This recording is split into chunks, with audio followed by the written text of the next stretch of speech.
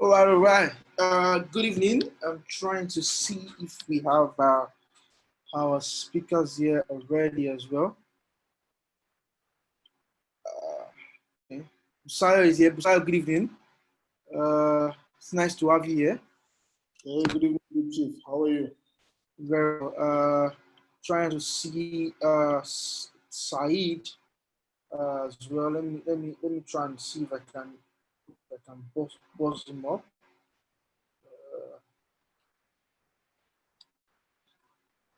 Just to remind him. All right. So good evening, everyone.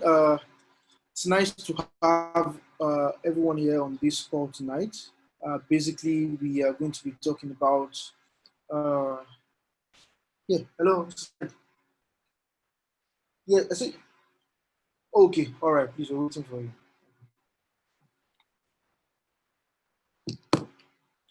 Okay, sorry. So I just quickly called Mr. Said, and he's joining us in a moment. All right. So basically, today we're going to be discussing the funds that the government, states have received so far.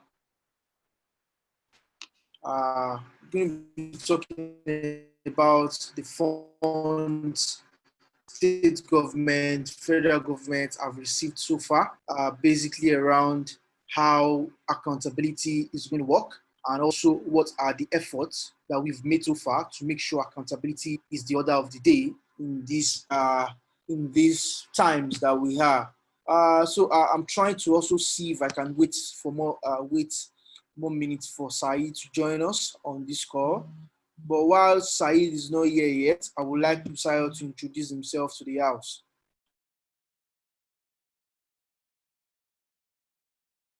Great. Many thanks, Yano, and thanks for the guys at EIE.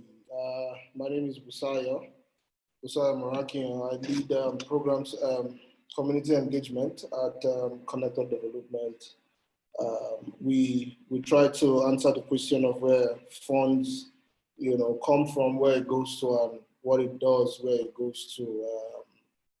We try to ensure that the value chain is maintained and corruption is reduced as much as possible, engaging with critical stakeholders, starting from the government, the duty bearers, to the people in the marginalized communities where these monies are supposed to work for. So that's what we basically do. And yeah, COVID-19 has made us establish our offices in our houses. So we're working from here, trying to track and follow up on COVID-19 resources as much as possible. Yeah.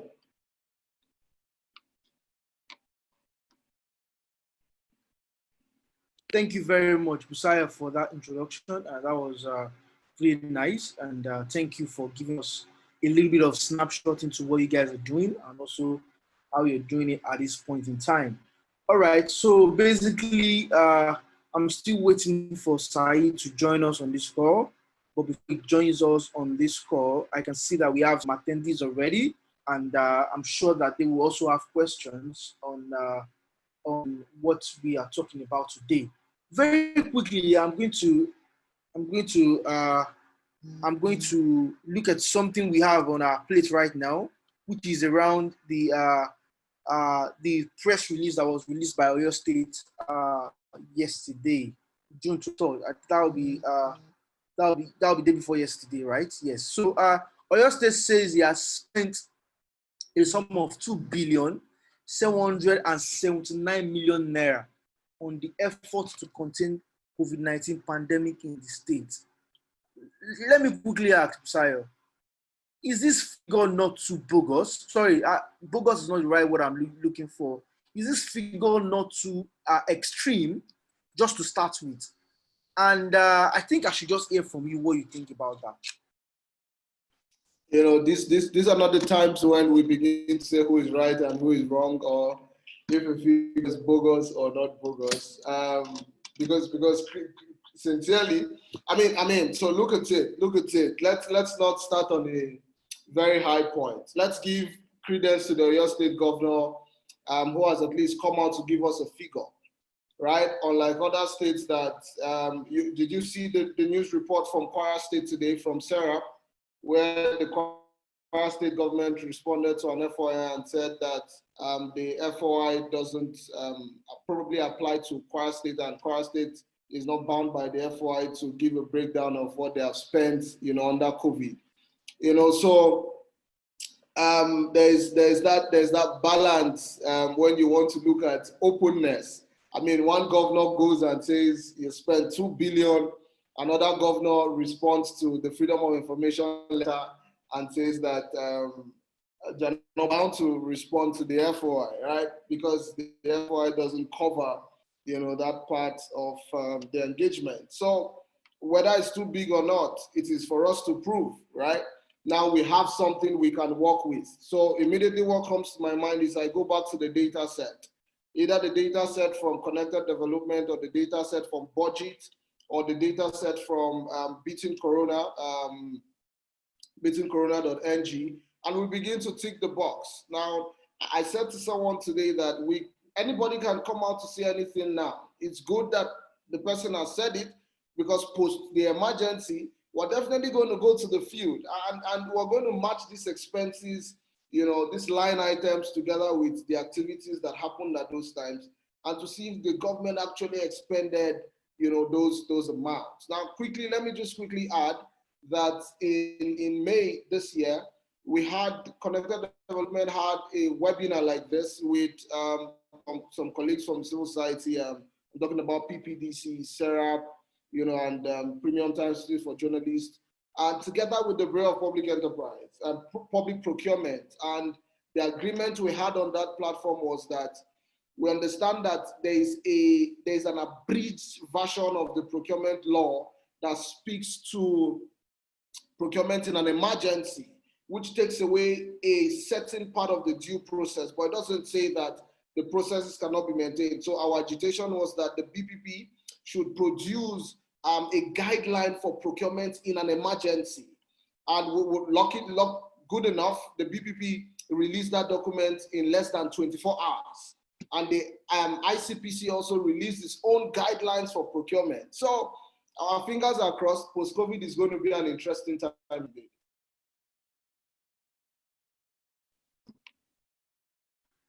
Thank you very much for that breakdown, because I chose not to speak as somebody who is involved in tracking of COVID funds right now in Nigeria. I must tell you, I sit down with these numbers day and night. As a matter of fact, before this call started, I'm still on the numbers, right? And I'm trying to make sense out of what we have with us right now. So, and honestly, I've seen so much questions to ask, sincerely. But then, like you said, let us not start from the big part. Let us take it from the ground part, which is appreciating the states that have put out data out there, and we are also making efforts to make sure that all states actually put out their data. We are doing that before this week, or between this week and next week. They are all going to get served with the fact that they have to release how much they have. It's a responsibility, right? It's a fiscal responsibility that all state governors should embrace, right?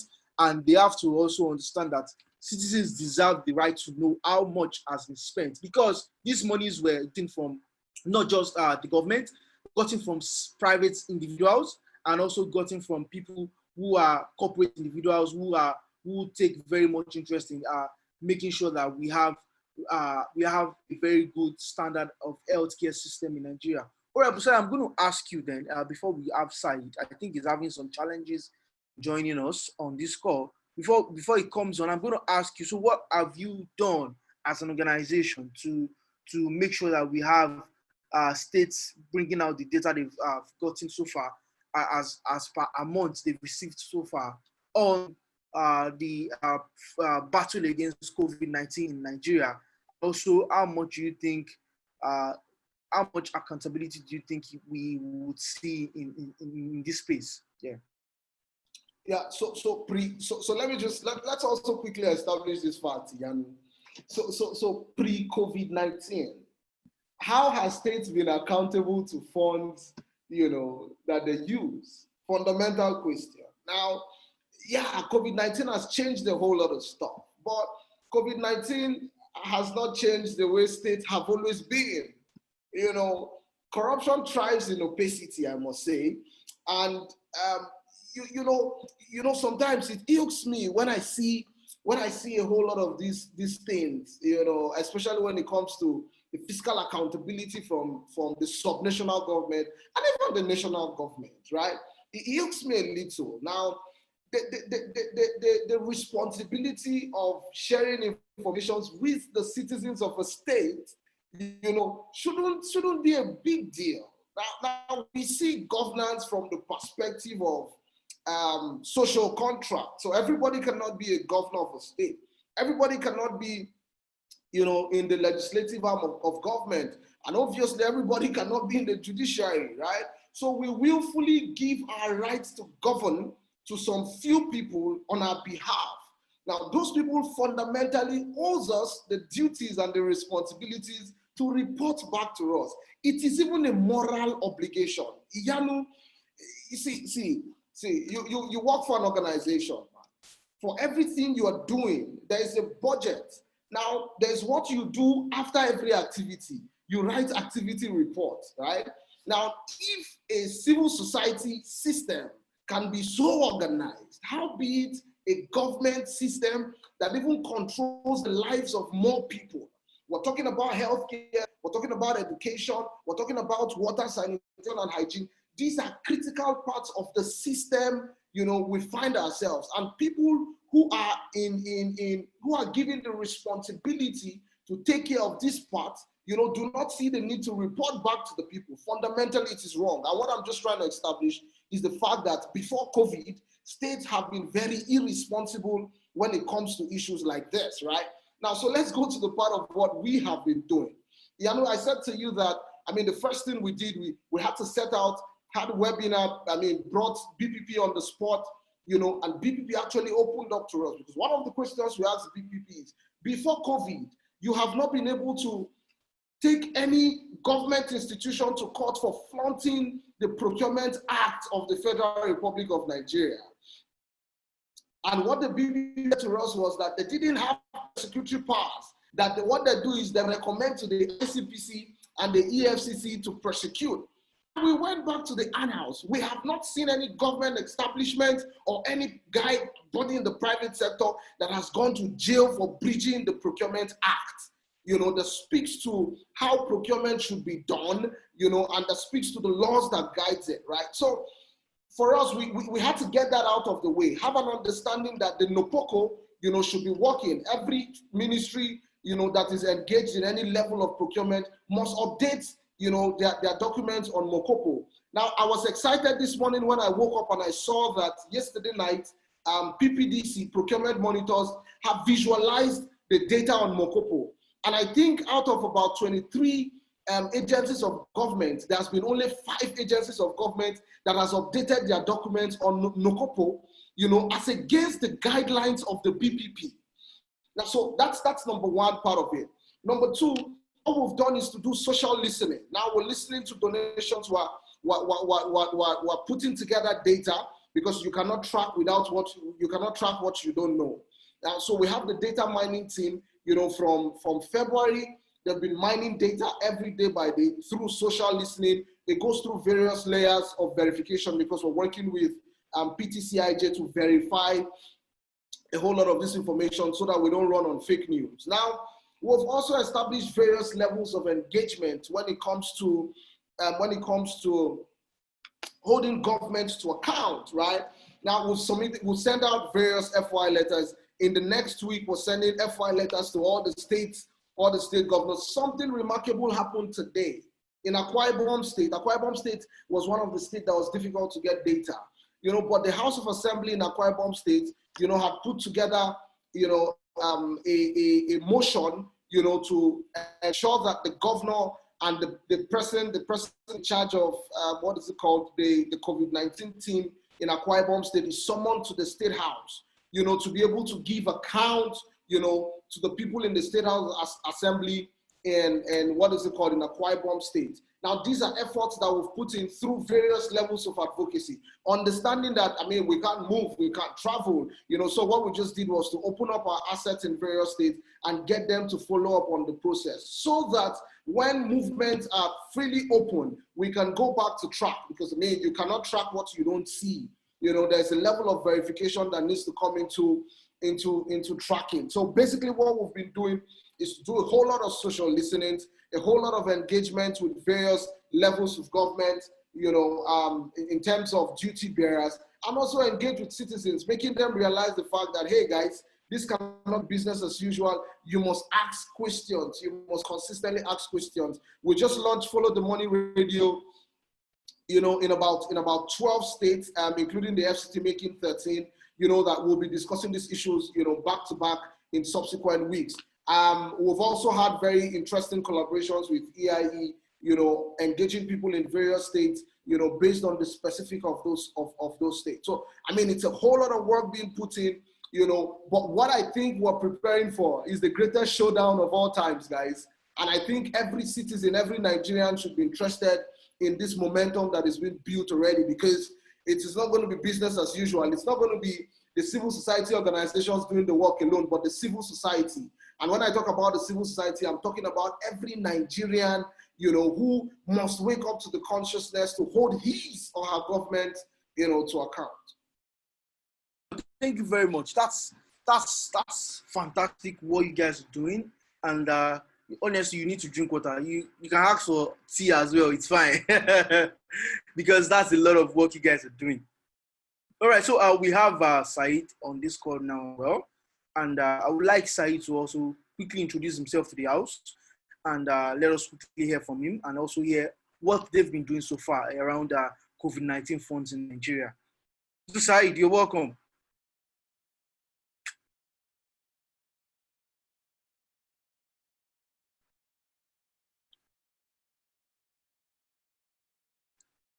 This is Said. I think Said needs to unmute his mic. Yeah, I'm trying to even see if I can unmute him from here, but I'm asking him to unmute. Mr. Said, you can unmute and speak to us. We are listening. All right.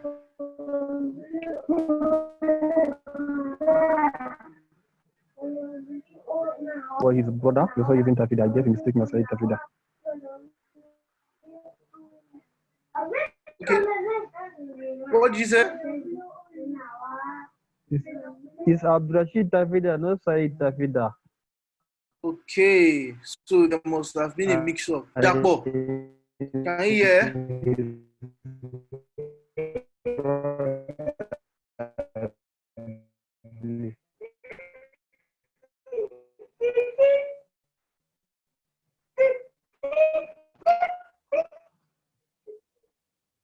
Okay. Yeah. All right, yeah, thank you. Yeah. Yeah. I think we still have I can hear issues. All right. Okay. So sorry for the mix-up, people. I think he's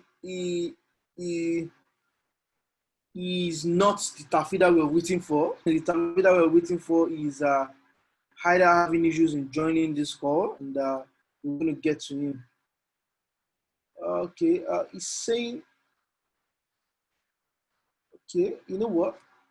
I think, Dapo, I might have to please tell you to help me speak to him and ask him what is his name on this call, because it looks like we are confusing him with someone else.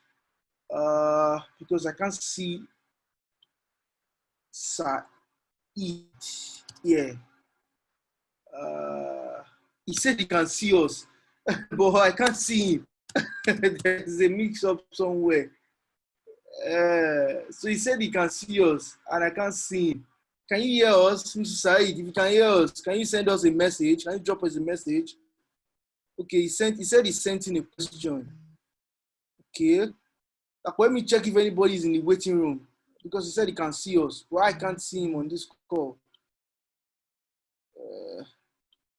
All right. So why that will help us to sort that out? Things like this happen when it comes to technology.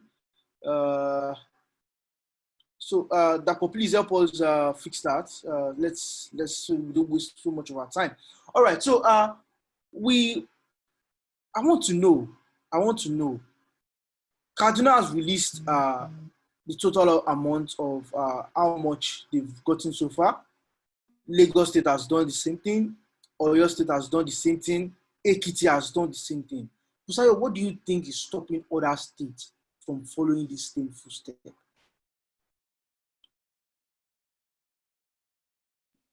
Quite sincerely, Yanu. See, you cannot give what you don't have. You know, you can't give what you don't have. See, the guys in the states see themselves as kings. They see themselves as not being able to be questioned. And unfortunately, it's the kind of governance consciousness we have built over time, right? The kind of consciousness that doesn't put the citizens at the middle of the engagement, right? And quite unfortunately, the citizens do not even see themselves enough in the realities of governance, understanding that without them, there cannot be what is called legitimacy in the first place, right? So other states, some states will still in good faith. Let's not blacklist everybody. In good faith, some states will still, come up and say how much they have gotten. Some states will still have very elaborate press conferences, to address their citizens of the nation on how much they have gotten. But some will not do this. And it's because of the fact that those guys would have never done it without COVID. So COVID doesn't change the realities or the thinking faculties of the governors we have in most states. It doesn't. COVID doesn't change it. It's just for them, it's a norm. In fact, now when people are insinuating that some states have churned out various terrible figures, of people that probably had COVID in their states, just for them to get more money from the government, no matter how critical you want to be and say, come on, that's not possible, you will be shocked when you discover that some people may have actually done that, right? So if people can falsify figures of the people that have COVID in their states, how be it, the amounts they have or they have gotten, how do you expect them to come up, and report on those funds? So probably we'll keep our fingers crossed, probably would expect some people to talk. And if they do not talk, we're going to be testing this in the courts. And it's like I said, it's going to be very exciting when we have to drag state governors. Obviously, they're immune, they have immunity clauses, yeah? But we're going to drag the states, to courts, hoping that the courts would enforce on them or press on them, to publish what they probably got in terms of donations, in terms of whatever subventions, in terms of, whatever supplementary budgets they have done. And we know that some states have spent, out of their budgets, without the State House of Assembly, approving to such spendings. So, we obviously do not want to preempt anybody. Let's keep our fingers crossed how these things unfold, while we engage with citizens to wake up to the responsibility, to begin to speak about it, talk about it, everywhere you go to, have engagements about it. You have the numbers of your House of Assembly members, send them a message, send them a text, call them and tell them, to ask the critical questions we need to ask, so that we'll be on the same page. I see that Saeed has joined me. So yes, I see that he has joined as well. So the problem was Zoom was recognizing Saeed as Dakwa Obeku, which is very funny, right? Because Dakwa is from EIE and he's also on this call, and someone else was appearing as his name. So we kept adding the wrong person as a panelist, which is quite very funny because the way this technology thing works. All right, Mr. Saeed, you're welcome. Yeah, Thank so you. we have over 20 people waiting to listen to your voice. So can you please tell us your name, what you do, and what you've been doing so far concerning COVID-19 in Nigeria? Okay.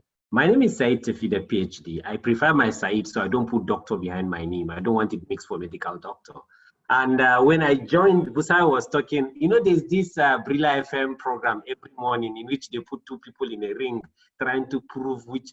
I was like, okay, there's so much to say. In fact, Busayo, Follow the Money, you guys are doing a great job. Well done. I'm from Follow Taxes and we're based in Kaduna, but we work across the country and we work around improving fiscal transparency. Because we're based in Kaduna, it gives us advantage to engage with some of the activities that have been done in Kaduna. And you know, Kaduna State to some extent are trying to be leading in opening of data.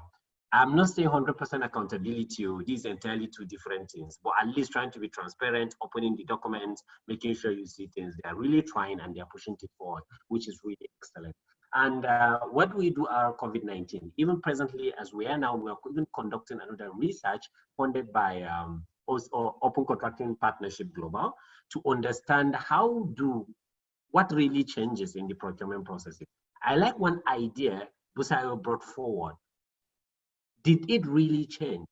Because first of all, we need to question ourselves. What's even happening before the COVID-19? Is it that we're having everything open, then now this thing take it backward? Or is it that we were trying to get it open and now this thing further take us back?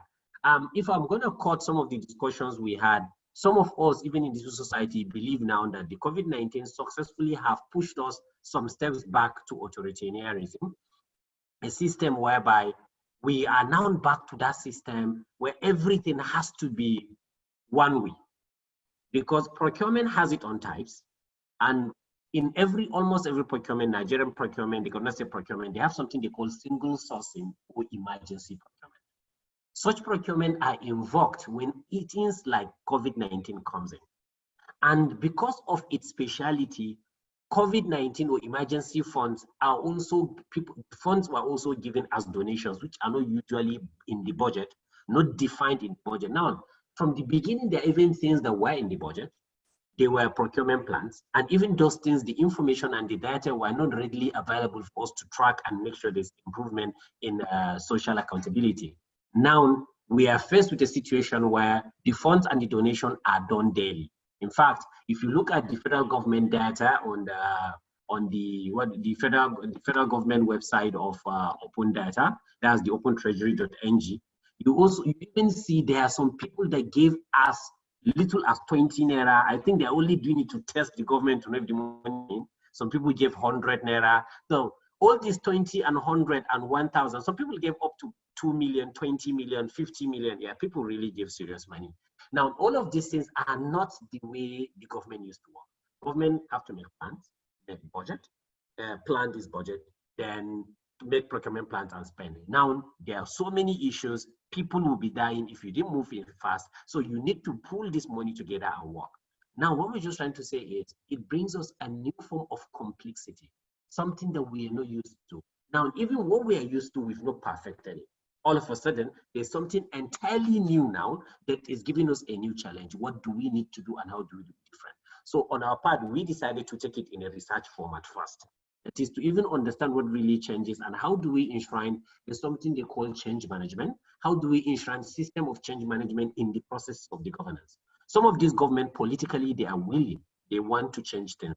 In fact, even if not hold the government, you find one or two technocrats in the system willing to change. I was part of this call I was talking about with the BPP, but because the staff that are working with the civil society are really enshrined to change, within few hours, they get into work and they've created, though they've already initiated, but they made it public for us to know what are the guidelines for the COVID-19 and what really changed and what do you need. Prior, you need to, for example, for a contract to go out, you have to publish in national papers. Now they said it has changed. It can just be on the website because papers are not printed, not distributed anymore because of the restriction of movements and all. So all of these things came into being.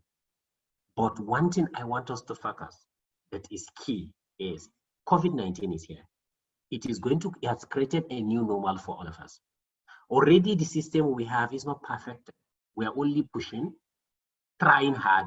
You can see, for example, not long ago, we had a program of budget where we had people pitching from Kwara State, and they said they are from civil society, they have very good connection with the governor is willing to give all information out. The same Kwara State is replying to FOI that we are not giving the information.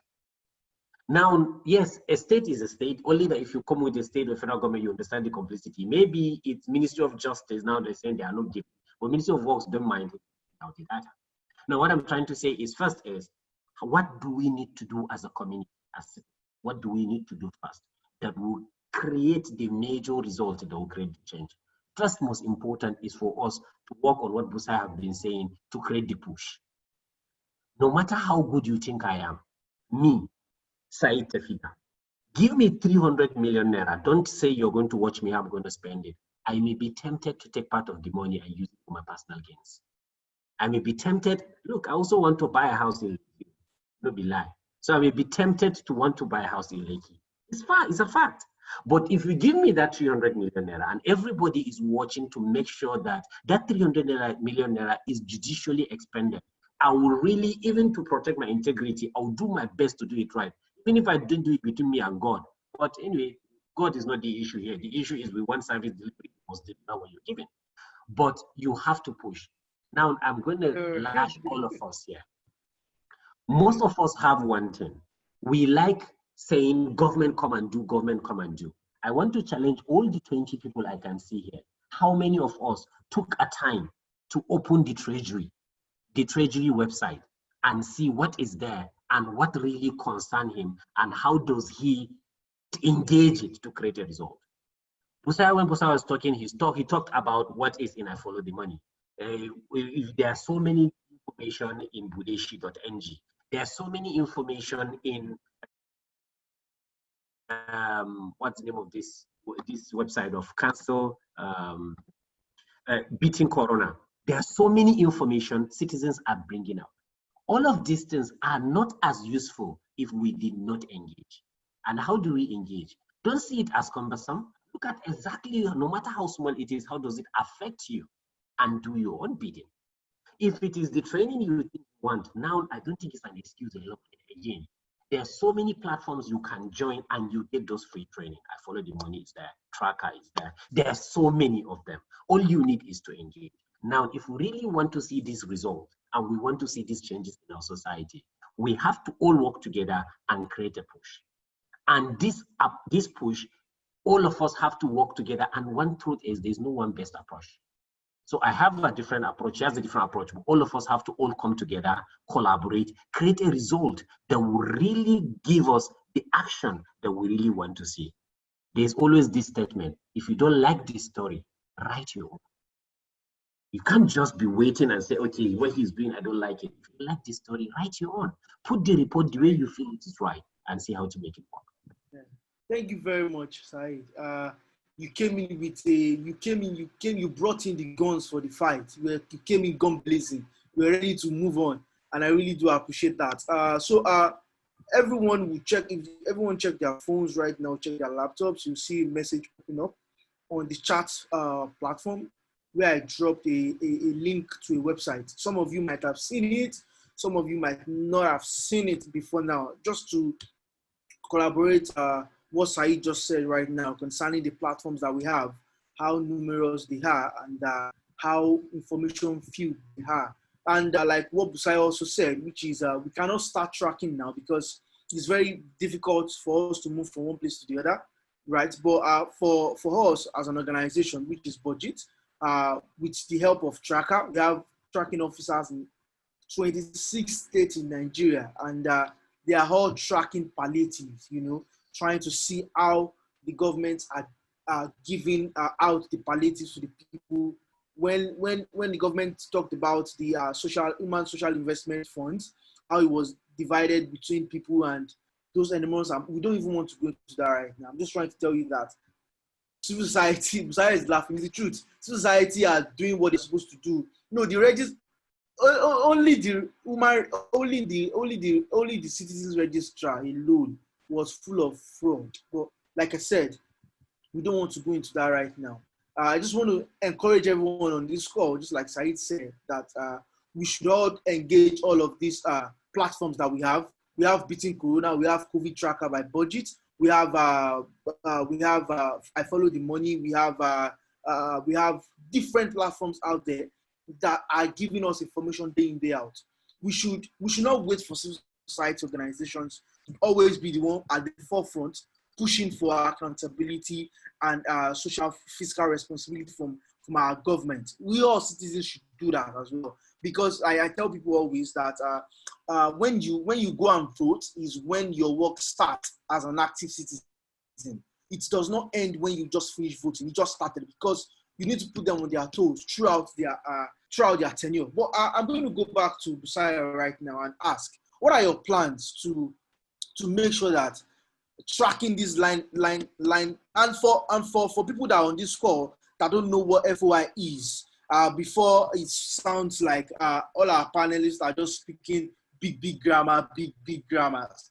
FOI is Freedom of Information Act that was signed by Goodluck Jonathan before he left the presidency. It allows you to get information from every federal parastatal, state parastatal, with a single person, a single soul fought the case to the Supreme Court, to the Federal High Court, and it was ruled on all states in Nigeria that every state in Nigeria is mandated to give information based on the provisions of the Freedom of Information Act.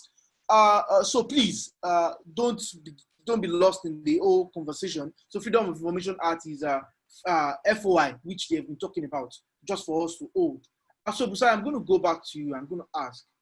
We have our plans as budget. We have our plans. Civic Hive has its plans. I'm sure I Follow the Money also has its plans. In fact, we've been doing a lot of collaborative work with Amzi, Sheon, and all of that. We've been doing a lot of calls, and we've been writing a lot of proposals and trying to see how can we make sure that accountability is at the aim of is what every citizen can actually see, right? So what are your plans really as an organization? What are your plans? So people can watch out for that when we now start putting government on their toes. Busayo, over to you. Yeah, so Yanu, I'm excited that you spoke to the freedom of information challenge we have in the country. Now that case, unfortunately, that case came from my state, right? Ondo State, Martins versus Ondo State. It's Martins. Allah is a very good friend. Yeah. And the case is in the Supreme Court now, right? So my state government has taken the case to the Supreme Court. So we're waiting for the verdict of the Supreme Court, right? But see, something is very important. I try to establish that the freedom of information, normally, ideally, we shouldn't even have a separate law that speaks to freedom of information, right? If we understand the core concept of government or governance, how it should be in terms of the democratic mentality that we carry, or we should carry. Understanding also that we're coming from a backdrop of military rule. I jokingly say that we have a hangover, of the military rule, even in a democratic system. So and that's what makes citizens quite pulled back when it comes to citizens engaging, right? But you made something you said something which was very clear and emphatic. See, guys, civil society organizations. I was giving an illustration, and I say we have about a little more than 76,000 registered civil NGOs in Nigeria. And I said, put everything those NGOs have done and will do, put it together. You cannot compare it with what one state government, can be able to do, right? Because civil society organizations are more of pressure groups. Now, a state government has power, to legislate, to ensure that what is legislated is worked upon, and to ensure that anybody who goes against what is legislated is penalized by the law. So government, is still government. We cannot take away that reality from it. Now, what we need as citizens is to galvanize, that mass support, and this is me trying to differentiate between civil society organizations and the civil society, which speaks to every Nigerian who probably is not in the military. You're a member of the civil society. What we need is that mass action, that mass mentality. We have seen it work when citizens come together and speak to one team. We've seen that the system, though grinds slowly, moves a little faster when citizens come together. So moving forward, we're going to have Connected Development is going to be hosting in July. We're going to be hosting a citizens town hall. And the base of that citizens town hall is going to be a call, from citizens to their state governments, looking at the various government architectures in all of these states, and that call would be for the government to be transparent, number one, and open enough to give a detailed, explanation on how much it got, for COVID, and how much it has spent, what it has spent it for. And one thing that is happening that I'm sincerely excited about is the collaboration you're talking about, the big guys, Sheon, the Hamzas, the Yemis, everybody coming together to say, hey, how can we put our strengths together? And I see a whole lot of discussions around partnerships, coming. We have a partnership with Beating Corona, Energy. Our friends from, what's the name? I've forgotten. Sorry, apologies, forgotten the name of the organization. Red Media. Yeah, we have a collaboration with Sarah. You understand?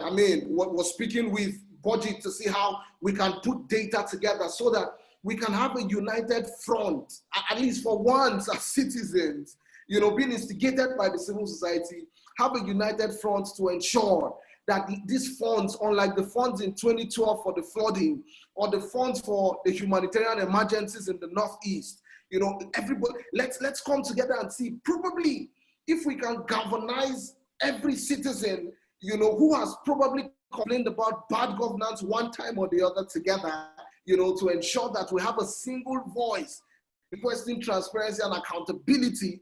Let's see if it's going to even make a change, and bring to the consciousness of the political elite or the people in government that, hey, it's no more business as usual. Because see, guys, a whole lot of people have lost their means of survival.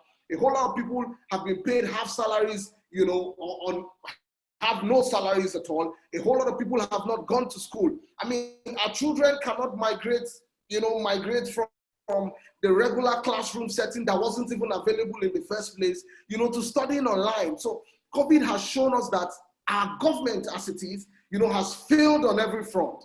Now, I think citizens should ride on this collective anger and disgust, and hold government more to account, because it's only the government that can have that political will, to ensure that the system works. What we can do is to put that pressure. We can put that pressure. Let me come in there, Busayo, and take it to Speed. So you mentioned something, citizens' anger and disgust about the secrecy issued in all our systems. Said, in your experience so far, has the anger of citizens done anything so far? In your experience so far in Nigeria, please tell us. Hello, everybody, once again. To be sincere, if you don't produce an anger, regardless of how small it is, you end up not having anything. You may have a hunger because you end up just hanging your food to eat.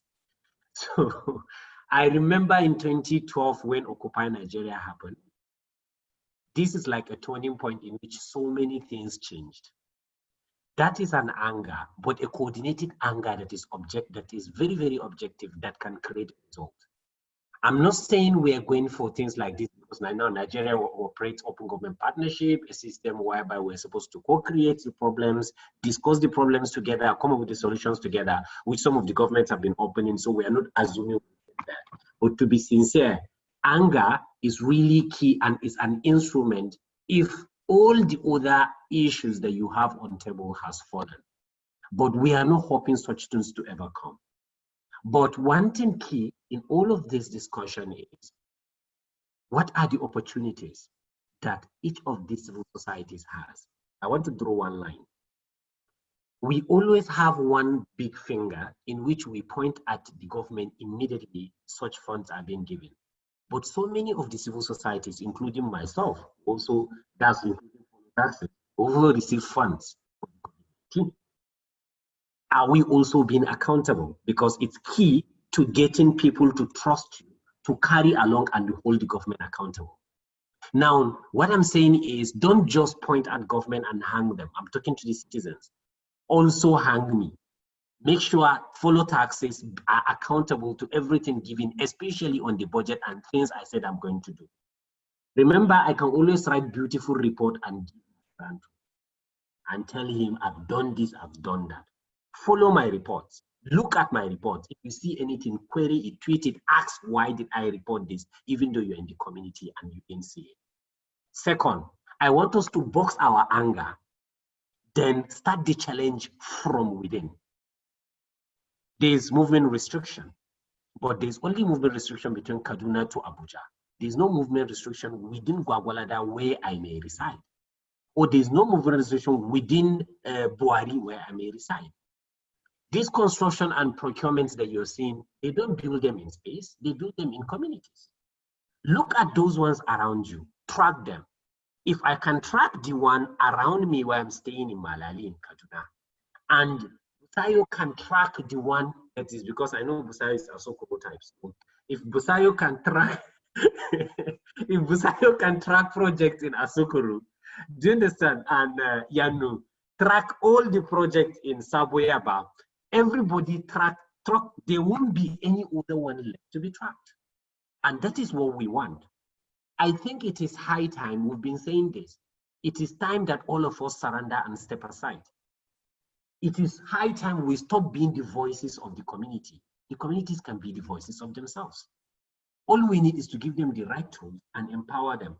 And don't take it because I said communities can be the voices in themselves. If you do not push yourself and demand for it, now so you go sit down, things go, they pass, you go, they say the government, no, they work, things are bad, and things will forever be bad.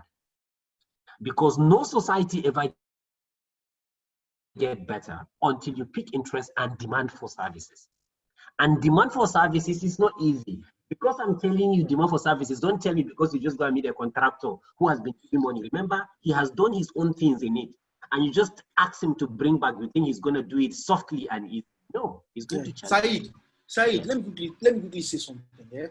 Because the reason why I asked that question is that when Busayo said we all need to be angry and push out the anger and make sure we do one or two things.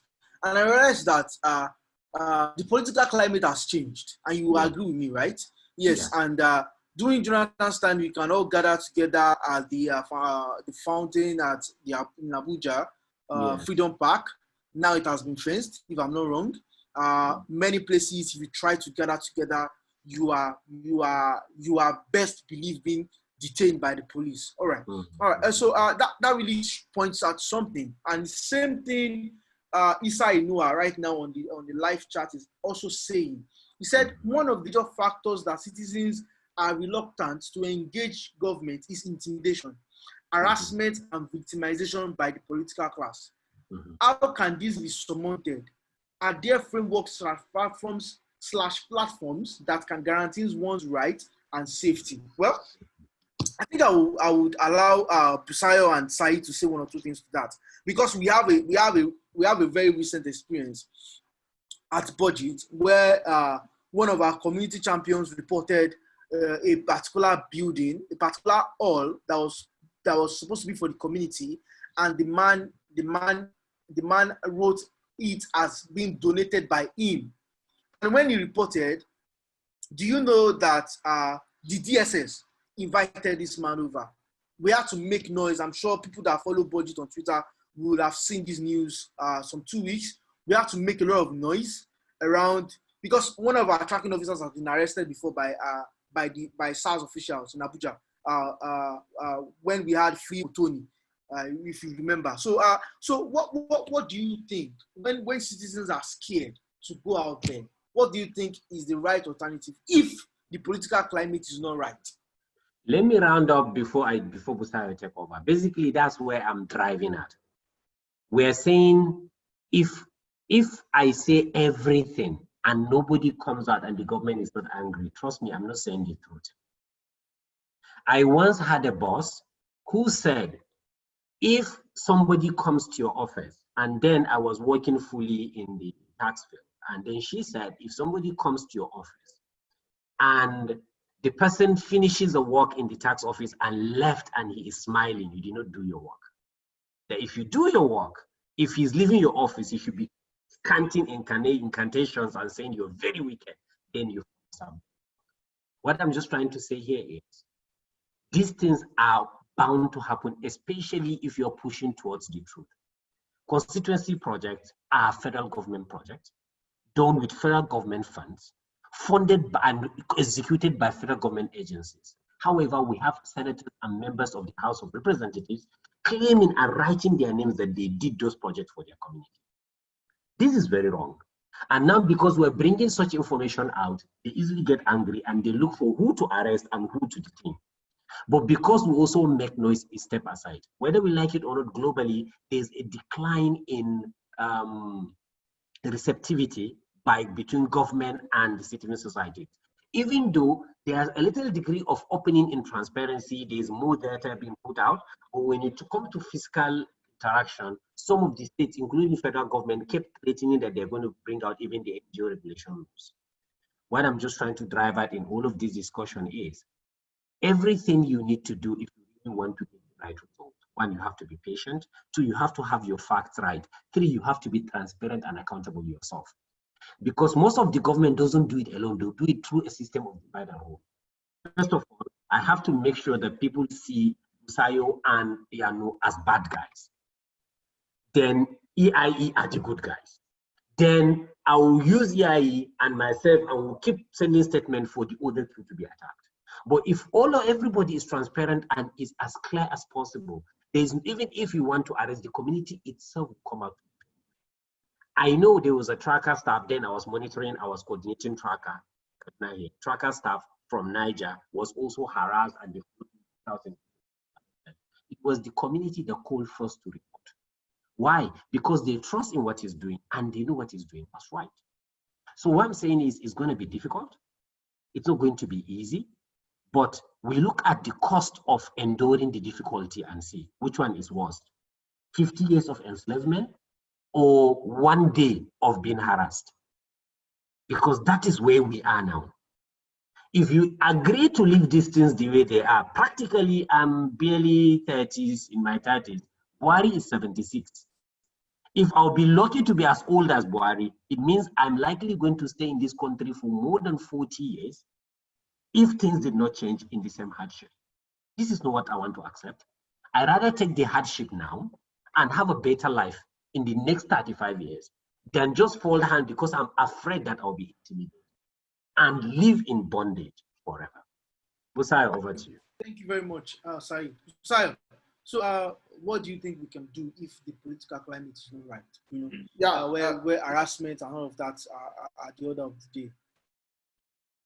Yeah, so most times when we get really charismatic, we try to push the blames to citizens. I say citizens need to do enough. The citizens need to. But like I said, we're coming. We still have a military consciousness. We have a military carryover. A true story, right?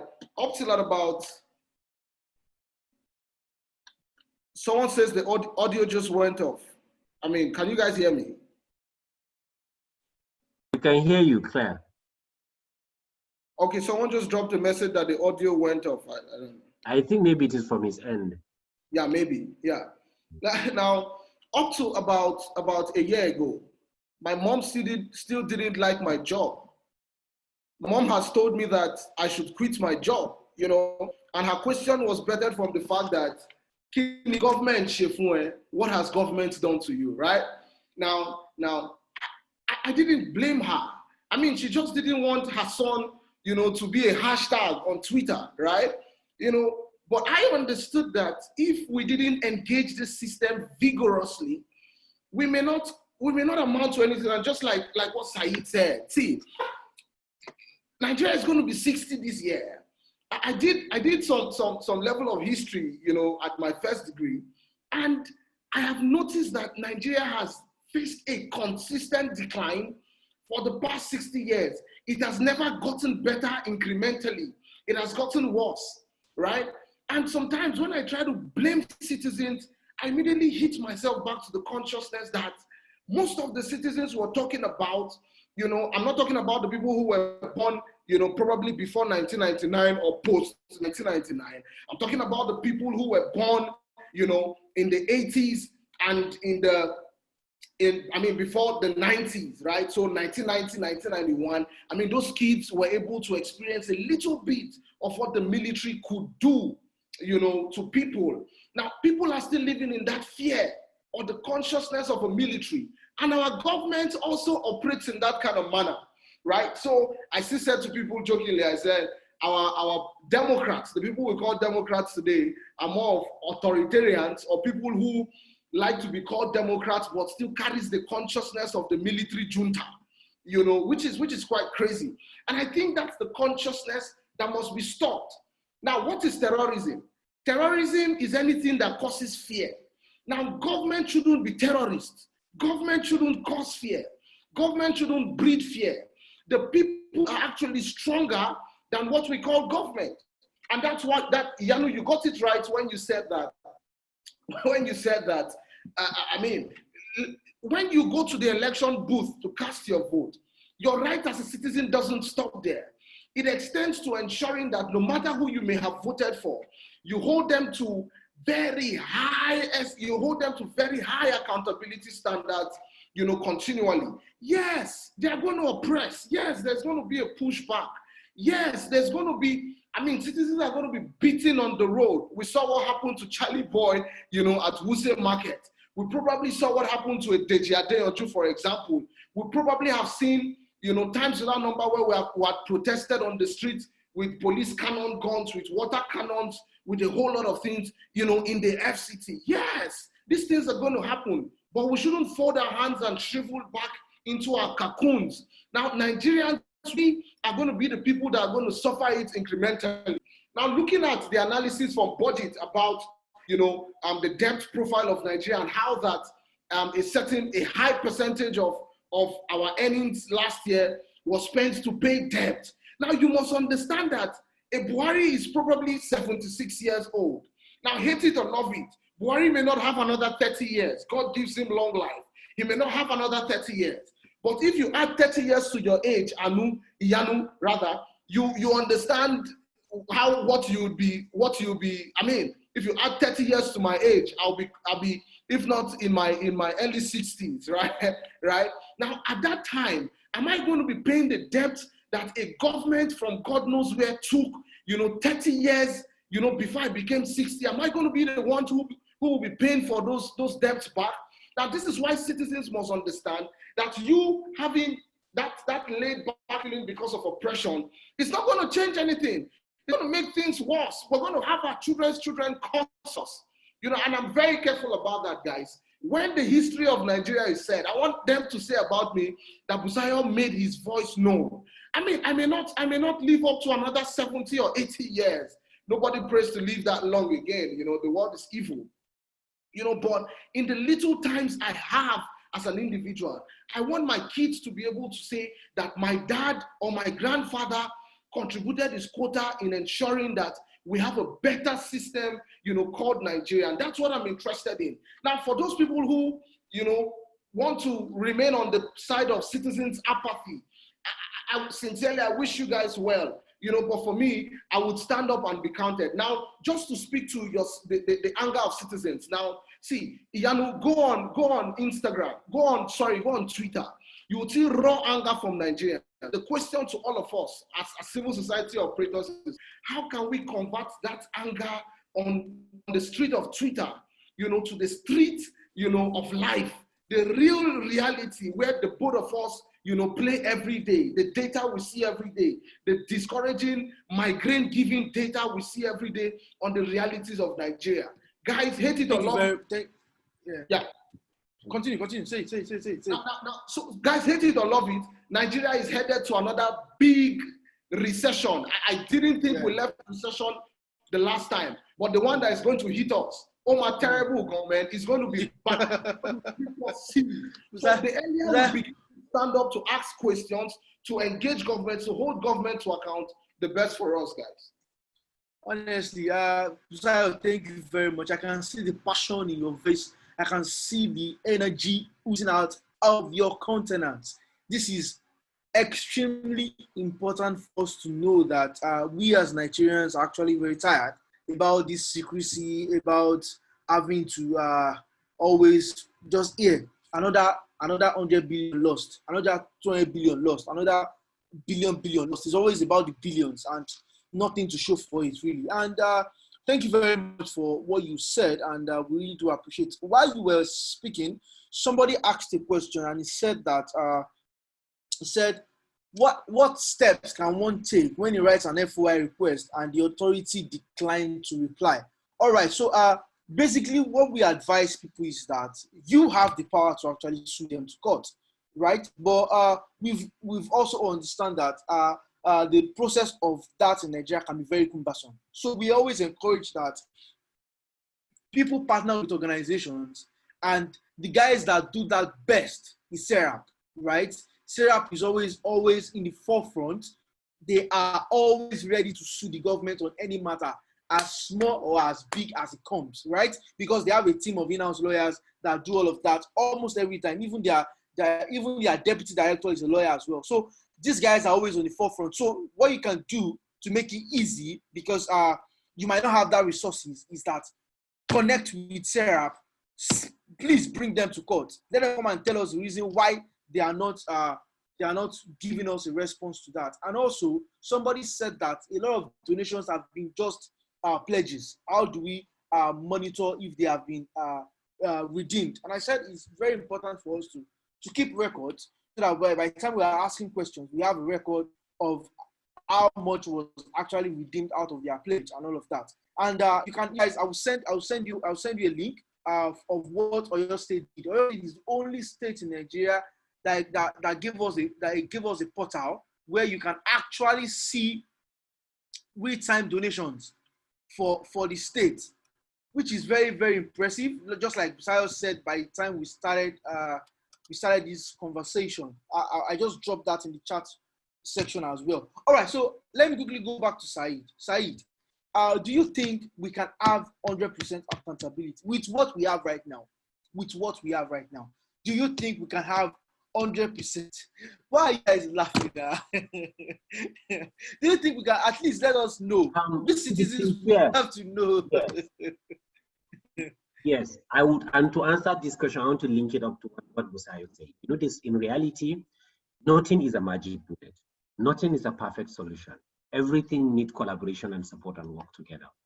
Nigeria came through a serious history of what we call the Secrecy Act, an act pushed by the that enforces that everything has to be closed in a certain way. Now, a civil servant who has been working since he was recruited in 1989, 1990, because they are the ones still working now, and now he's a director at the age of 30 working there, waiting to clock his 35 to retire. All of a sudden, you come to tell him that OGP Nigeria signed into it in 2016, and he must start opening the process that he was taught to be doing for the past 30 years. You should know there's going to be a challenge. So there's certainly going to be some certain degree of difficulty. Now, there's going to be accountability. I made this line from the beginning. Most of us easily jump transparency and accountability. These are very close concepts, but entirely different. To be transparent is for you to see something clearly the way it is being done. To be accountable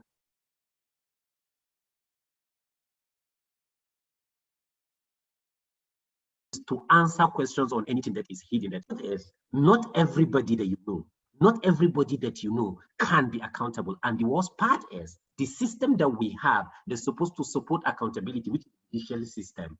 I'm sorry, it is in admission in a hospital, and the hospital is not even a federal hospital with equipment. It is a private hospital that you manipulate and say how many people. So what I'm just trying to say, the justice system is ill. Because if anything goes wrong and you decide to go and sue, if you're not careful, the whole thing will turn and it will stay forever. You don't even have the resources to argue it, and you end up being pushed out. So it's a whole system. So we need to hold the government accountable, at the same time hold the court system accountable.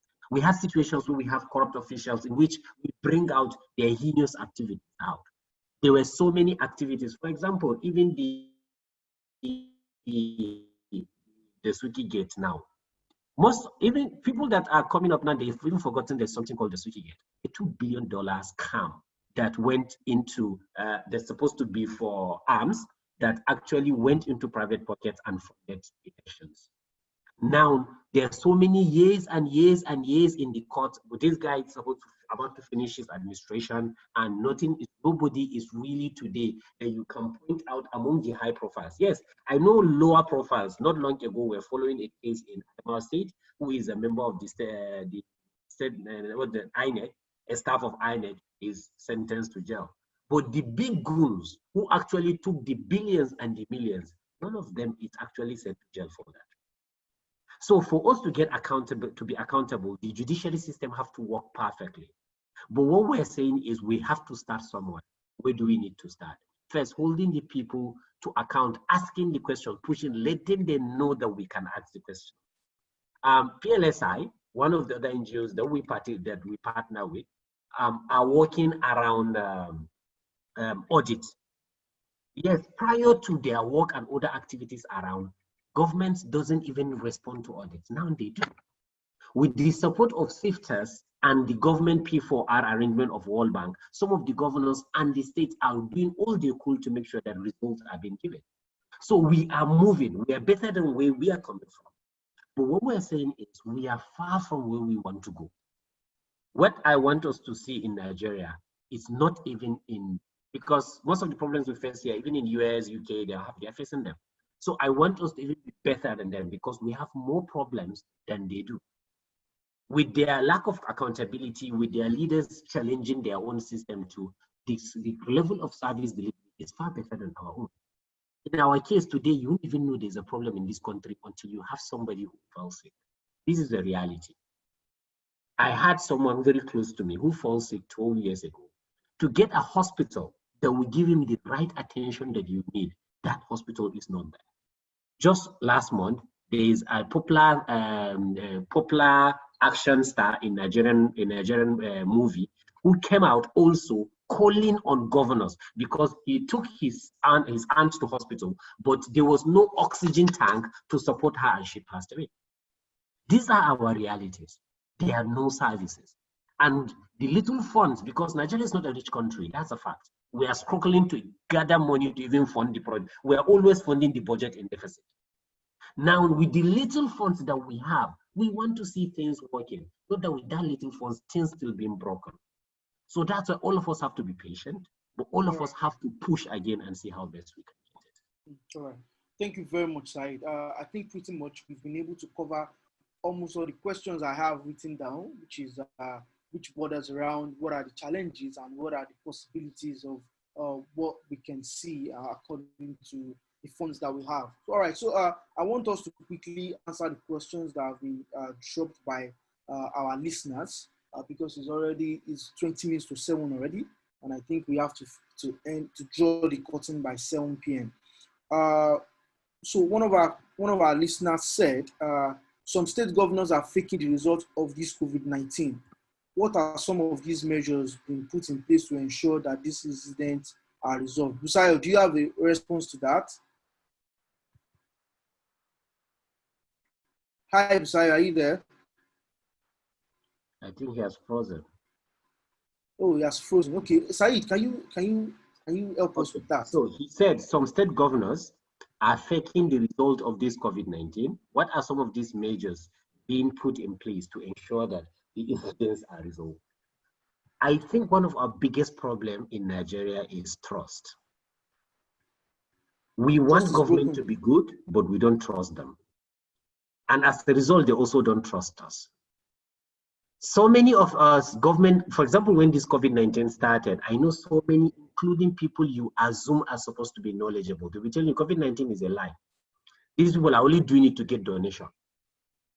They are only doing it until his neighbor or the friend of his uncle died. Then you're like, okay, this thing is true now. What this person is asking, I'm sure he's relating to thinking that some of the results of the tests are fake. They're only escalating them to make sure that they get it. Actually, I follow COVID-19 tests, and to be sincere, states that you're seeing spike are doing something they call community testing.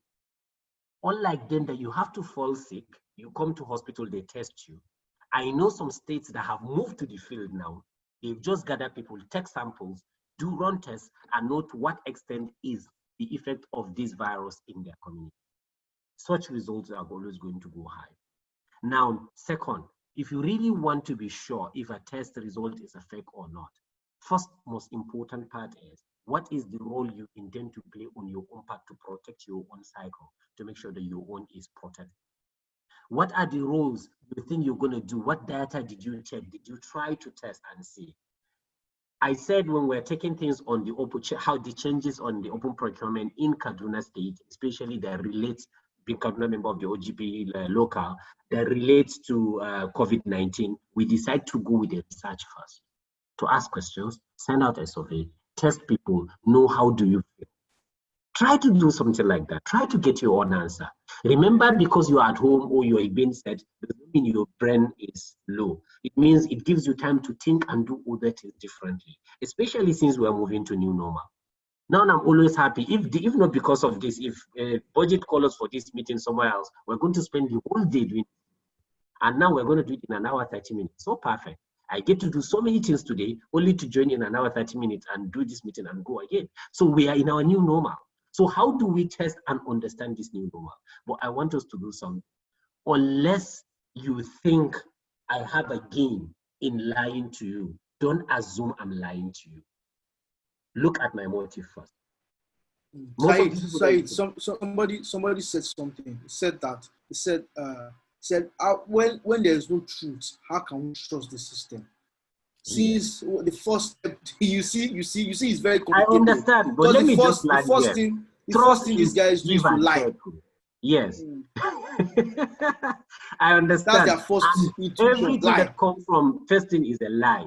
So they sit down and they create this story and they lie to you. But what I'm saying is, hold them, push for it. The only thing in different adages, including Hausa, Fulfulde, different languages, they say the only thing that doesn't stay forever is a lie. For Hausa man, he said, lie does not make a flower in a tree. So the tree will never blossom if it's a lie, because lie always die along the way. But if you do hold accountable, the lie will fly. And in, for example, in elections now and democracy that we have today, especially even the Western democracy, the lie is enshrined in a way through the media in which they repeat it so much that you even start to believe that it is the new truth. You're pushing out your truth. So this is a fact, and it's a media strategy now. They keep bringing lie to your ear until you believe it. So I think in that point, we just have to do our best, trust, push, and demand. Busayo, if you want to add something. All right. Busayo, I feel let's quickly diversify our resources here. So the question I want you to answer is just here, which is Nigeria will be 60 years this year, the president in his 70s. How can change come without the requisite action of citizens, collaboration, corroboration, and cooperation? How does interest group unite to realize the big dream of our nationhood? Anger and action recognized, starting point. So it's just basically trying to ask if there are other things people that are still on this call can do as individuals and as also to come together to other corporate organizations and see what we can actually do to create a better country in a whole. So what can you say to that? Great. I said Nigeria is going to be 60 years in few months. It's quite disappointing that at 60 we're still, at this level. We cannot overemphasize this reality. It's a sad reality, but what can we do? Sincerely, Yanu, you have said it. Guys, there are a whole lot of platforms out there. There's Follow Taxes, there's Tracker, there is Follow the Money, there is PTCIJ, there is PPDC, Deshi. There are a whole lot of guys there. Just go on their platforms and begin to engage. Not just engaging on the platform, but look around you. Said has said a whole lot around that. See, if we can start from our council ward, right? To even our local governments, to our constituencies, we can start from that point. So don't sit down and wait for anybody to ginger you. I've said that there's a clear distinction between the civil society organizations and the civil society. The civil society is the bigger force because we have more people, there. For those of us in the civil society, everybody's collaborating. You heard Said, Follow Taxi speak about the job he's doing with PLSI, who is big on audits, there's an audit bill that is on the front burner now, massive advocacy around it. We need the Senate to pass that audit bill so that it goes back to the presidency. We need the president to sign the audit bill. There are various things that are going on concurrently in the country. And it's quite unfortunate that because of the magnitude of events that are happening, we easily forget about others, and Said made mention of that. It's nobody's fault that we're forgetting about it, but the job is just crazy. The job is just crazy. Before COVID-19, we're tracking a whole lot of stuff. We can't do that now because there's COVID-19. So we need people that would stay on these engagements consistently, so that we'll be able to, make progress in that regard. So interest groups are beginning to unite, across board. Everybody's pulling resources together, and we're trying to see how we can be able to have one voice, in the push. Now, finally, I think we need to convert this anger into critical work. We need to convert this anger on Twitter, on Facebook, and everybody needs to get involved. Everybody needs to get involved. Said was talking about Sheyi Law. Sheyi Law lost his aunt funny enough, it's still in my state, Ondo State, because there was not enough health equipment, to handle that kind of emergency. Another person must not die, guys. Another person must not die before we see the need, to get involved in the process. Everybody, no matter how little your voice is, no matter how loud your voice is, everybody needs to get involved to ensure that, we achieve these levels of success, in this regard. I also wanted to piggyback to what Said was talking about. Now, the truth of the matter is there is going to be citizens' apathy, whether we like it or not. Now, but what can we do to ensure that we don't have so much situations around citizens, raising their hands and just minding their business, trying to get the next meal ticket to eat? Now, we must ensure that we pressure government enough to prosecute the judiciary. Now, sincerely, Said, you were spot on when you spoke about it. Until there are penalties for bad behavior, people would continually perpetrate bad behavior. Until there's penalties, until we see the big guys go to jail, until we see cases like Dasuki's case resolved, until we see, sincerely, it's good. Go after the guys that are doing cybercrime. There's no justification for cybercrime. Go after them, prosecute them, let them go to jail. But much more than that, let the political criminals also go to jail. Let the justice system be expedited. Let me not see someone who has been sent to jail come out on technicalities. When I saw, the senator who was supposed to be in jail come out and he was being hailed on the floor of the National Assembly, I felt irritated. I felt like the work I do, what I stand for, is not recognized by the same institution of state who we're working for, right? So guys, until we see government prosecute, until we see people go to jail, people that still big go to jail for a longer time. I'm not talking about 14 years. I'm talking about like a 32 years, an average Yahoo boy will get. Yes, that kind of jail sentence is what we have to see people go for. Then maybe citizens, can wake up from their apathy and say, hey, the government scored big on this one, so I'm going to, join this advocacy. I'm going to get on this engagement. So I think thank you, Busayo. Thank you so much, Busayo. You've said a lot, and I think honestly everything you've talked about just reflects the kind of conversation I have every day, and it's kind of conversation I invest myself in, bringing out data, bringing out figures, bringing out facts every blessed day, and sometimes you can get tired. So like Mr. Seun will always say keep optimism on your face, keep pessimism in your heart, which is try to be optimist on your face and know that in your heart that it's going to take some time. So I think citizens need to understand that so that we can keep your blood pressure in check. To keep your blood pressure. Exactly. So Said, what your last words for our listeners this evening concerning accountability, transparency, and all of that? Because like you said, what kind of transparency mechanisms do we have in place before COVID-19? So we should not expect like magic wand to do the magic for us. All right, which is good. But then I want your last words for us today. what do you think? What should we look towards in the nearest future? What are the possibilities we can see in the nearest future towards accountability and transparency in Nigeria? So since it is in my last words, I think I need to be clear on something. Busai was asking you if they add 30 years to your age, you didn't say anything. Just tell them 45. I think it is clear. So that I don't miss that part. Let me be clear on that one.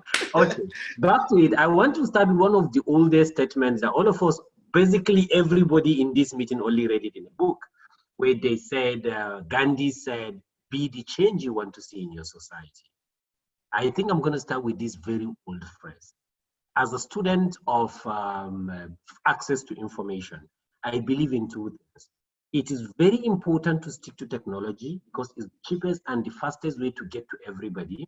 It is also very important to stick to our community, or else if we stick to just technology, we are at the risk of moving and leaving others behind.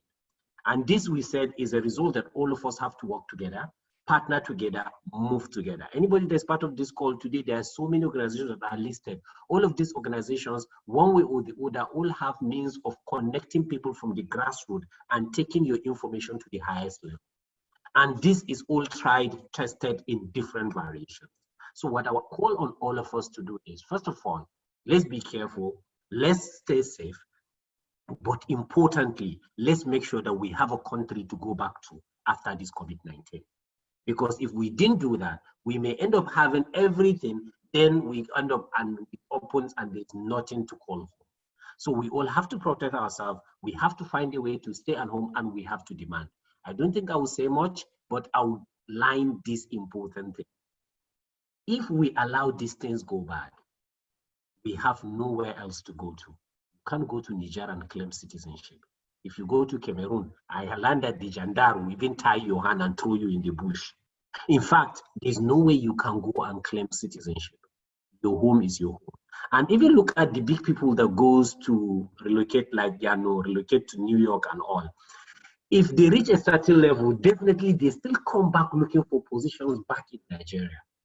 Why is this happening? Because it's the only home where you get to become the president, not the VP of one corporation to another VP of another corporation. This is the only place you can exhaust your limit, you can become a president and build anything you want. God, the richest black man on earth is in Nigeria. Guy, we come, this guy said, I don't come Lagos to count beach. I beg, I don't come Nigeria to count people. I also come to be counted. So let's do things, let's create changes, different ways of life, and we shall be great again. Thank you all. Yeah, Said has spoken like the president of Nigeria. Let's change our ways, then we shall be great again. Oh God, okay. Messiah, over to you. What are the things you think we can actually do? The same question I asked Said, individually, collectively. What are the things we can do? What are the things we should hope for in the nearest future? Right? Yeah, like sincerely, the narrative is changing. 10 years ago, we wouldn't be having this kind of discussion. 10 years ago, the kind of people we had in the civil society space were people that behaved like civil servants. 10 years ago, we didn't have disruptive technology. Things are changing. It's slow. Someone said to me, a government official said to me, he says, my brother, I like your ginger, but the wheels of government grind slowly. That was, it felt like they poured water on my head, and I just felt like, what the hell are we talking about, right? But sincerely, we're making progress.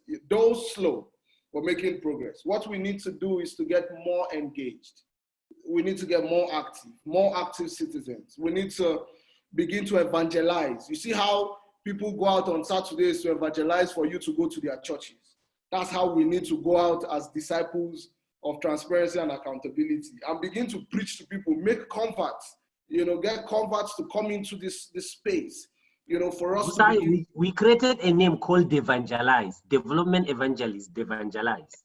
You see, there's no time you're not going to become a president of this country. You're so politically inclined. But I mean, everybody must get. But lastly, sincerely, like what Said said, Nigeria is home, guys. Say, travel to anywhere. you have Nigeria in you. Your parents are still here. Your friends, you grew up here. Your relatives are here. If there's no access to healthcare, they are going to die. If there's no education, they are going to become touts. They're going to become thugs on the street. If we don't do the hard job now, we will we'll continually push it to the next 30 years. God forbids, right? So we need to start now and make progress. We need to start now. And finally, please do not let Nigeria happen to you.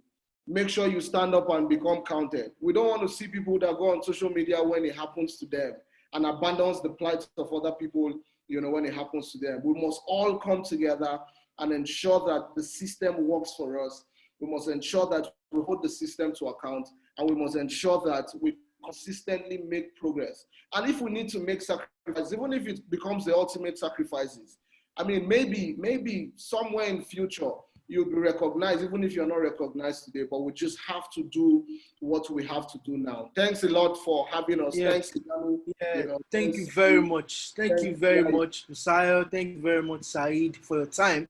And thank you most especially to our listeners today, because without you guys, we would not be here. Also, special thanks to EIE, special thanks to YNaija, special thanks to Red Media, special thanks to the Future Project Africa, special thanks to Budget, special thanks to Civic Eye. So thank you everyone for your patience, for listening to everything we have to say, and also for sending in your questions. We are so glad to have you here, and we'll have another Thursday Talks next week. No, it's not going to be next week. It's going to be last Thursday next month. Please let us make it a day where we all come together again and discuss solutions to Nigerians' problems, and also see how can we participate in making sure these solutions work for us and also work for our children. Once again, thank you very much, Saeed. Thank you very much, Sayo. And thank you very much, Dapo, for helping us to put this together. I really do appreciate it. My name still remains Iyanu Abolaniwa Simon, and I hope to see you guys again very soon. Bye for now.